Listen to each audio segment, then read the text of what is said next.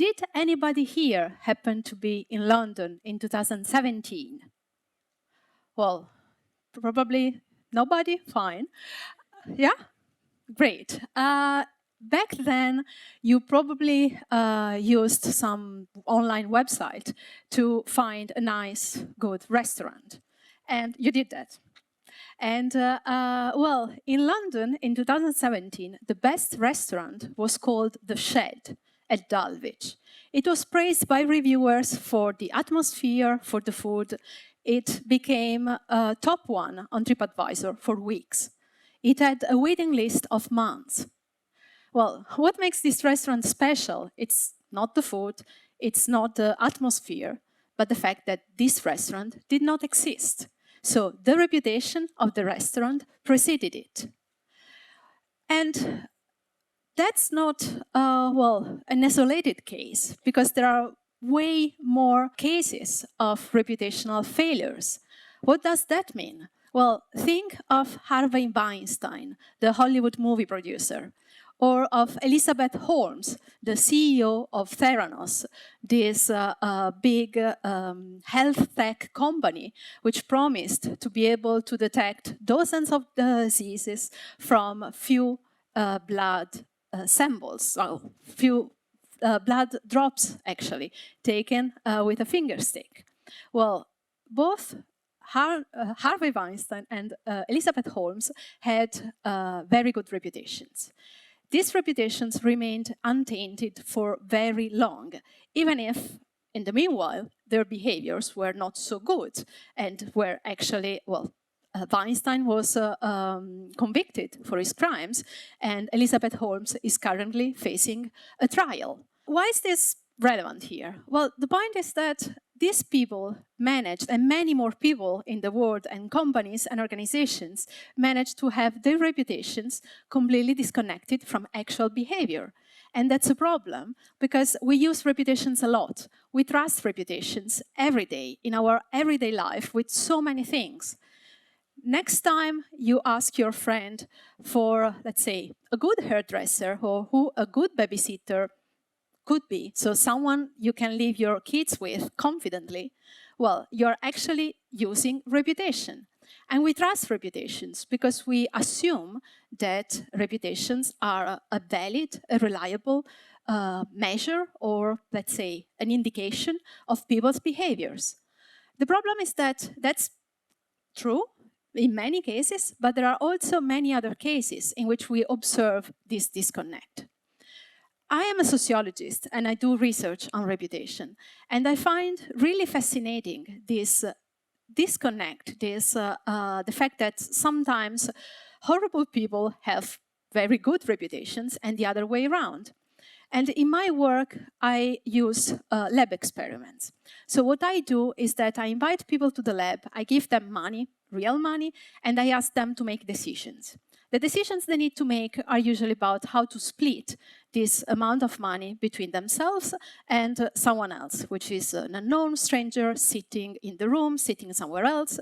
Or in other cases, they have to decide whether they want to invest some of this money in a group project, so to benefit the group. And what we observe is that very, very often, the moment in which people know that their actions, their choices will be known to others, and others can even exchange messages within the lab about these choices, well, people become more generous because they care about their reputations. And that's a general human trait. We care about the way in which people see us, others see us. And reputations are really powerful in that because, well, they motivate people to behave nicely, but they can also be used to detect those who don't behave so nicely. And then you know that if you want to have a good reputation, well, you better behave. But still, the moment we step out of the lab, we see that that's not true anymore. And then we end up with cases like Weinstein's case, or other cases in which you have very good people, well, nice people doing nice things, who saw their reputations flipped overnight. So some years ago, for instance, there were these international NGOs saving human lives at sea, in the Mediterranean Sea. Then they were accused of colluding with people smugglers by a team of Italian prosecutors. The moment this information was leaked to the press, and then it became widely available, even if there was no trial still. So the prosecutions were still ongoing, the accusations were still pending. Still, this international NGO lamented a reputational damage, which meant that they also see a drop in individual donations. So this is what I find really interesting, this puzzle.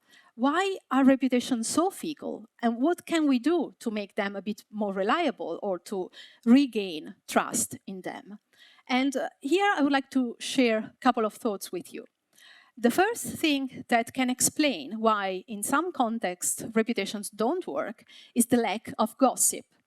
And, well, I know many people don't like gossip, nobody likes gossip, and gossip has a very negative reputation itself.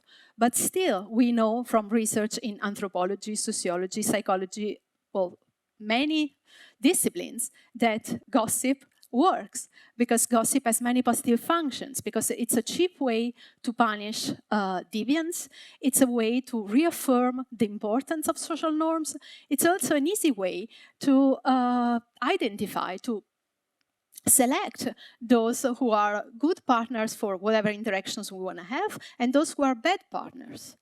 But there is way less gossip around than what you would expect. And that's because what we call the gossip triad, so the sender of the gossip, the target of the gossip, and the receiver, plays a major role, meaning that sometimes the sender can have very good motives not to gossip. So the information about what we call the cheaters, the bad people, the information is there, but still people do not gossip. Why is it so? Well, because probably they have an interest in doing so, because they are afraid of the consequences, because they're afraid of the target of the gossip, or because they don't want to disappoint the receiver, who can be a very good friend of the target. An illustration of this is what happened with Theranos. So even if many employees noticed that the device that was promised to be groundbreaking didn't work at all, and the tests were not reliable at all, still they did not talk to each other because they were too afraid of the boss, of the CEO, Elizabeth Holmes. And this came out over and over again. When people are afraid, they do not gossip.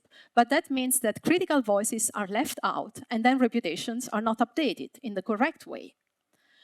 A second reason why reputations can fail is when the gossip is there, people talk to each other, but they think that it's not gossip, it's just a rumor. And rumor and gossip are not synonyms, because rumors refer mostly to events, not to people, and they are usually unfounded, and they spread in situations of ambiguity and uncertainty. Whereas gossip is always about people. And while rumors are, well, discarded for a reason, because they are really never reliable, gossip can be very reliable. But in the Weinstein's case, for instance, many of the acquaintances and colleagues of Harvey Weinstein reported that even if they've heard the accusations, they've heard that many women were sexually assaulted by him, still they thought, these are the usual rumors. So, well, it's not worth talking about them because they are not true. They cannot be true. And then, again, there was not enough information in the system to correctly update the reputation, or in this case, to act upon it. Finally, there is, let's say, a bright side to my story. So there are systems of cross-checking that help you trusting the reputations of restaurants, for instance.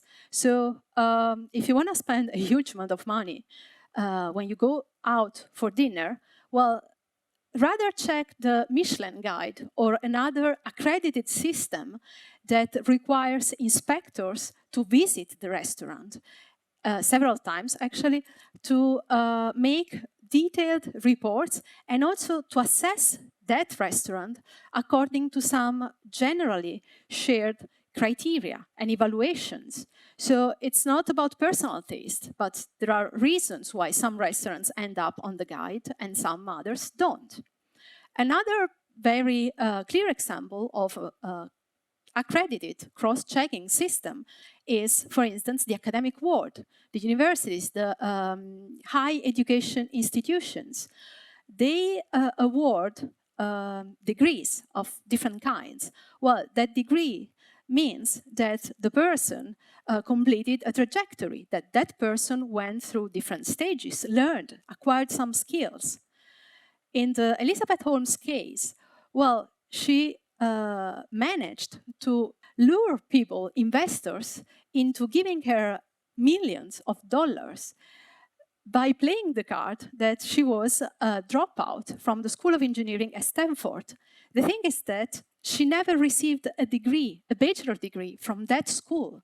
So her skills were never accredited. Nobody ever tested that she had the skills that were required to develop a machine that could test bloods, could test for diseases with very few drops of blood. And would you trust someone to take your blood, not even to test it, but to take your blood if this person had no qualifications, no skills? Probably not.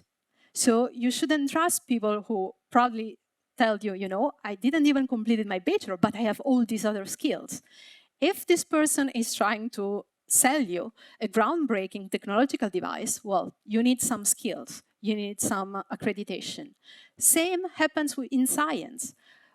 We scientists we all need to peer review others' works and to have our own work peer reviewed, which means that whatever research I publish, whatever study, there should be other people who are able to replicate my results.